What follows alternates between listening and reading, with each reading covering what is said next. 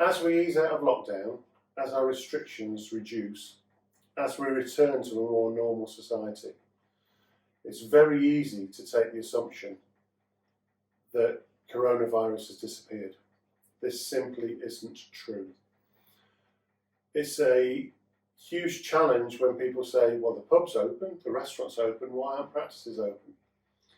Part of the answer for that is that the people who come into practices are already ill, they're already vulnerable, and they are still able to be severely unwell from coronavirus infection. Our numbers have doubled in the last few weeks of infections on a daily basis. The new Delta variant, which has come from India, is actually causing more infections than the original virus caused. So many more that it's actually outside of the assessments that the main group, SAGE, undertook on the risks of additional variants coming in.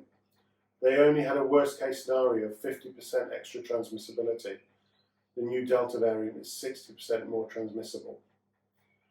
They also assumed that nothing would get through anyone who's had 2 doses of vaccine. And unfortunately, we know now that the Delta variant has 10% vaccine escape. So for every 10 people vaccinated, one of them is going to be prone to catching and suffering from the Delta variant. We also know you're more likely to end up in hospital with it than the original coronavirus infection. Coronavirus is still out there. It is vitally important, if you have a cough or a temperature, or if you lose or change your sense of smell or taste, you should be getting a proper test, a PCR swab test from one of the main testing centres. The lateral flow tests that are free from a chemist are only for people without symptoms. They are absolutely not reliable for people who have symptoms. So that includes, unfortunately, your toddlers and children, because if they get a cough or if they get a temperature, you should still be getting a coronavirus test. We know that many of the outbreaks of the Delta variant have come through schools.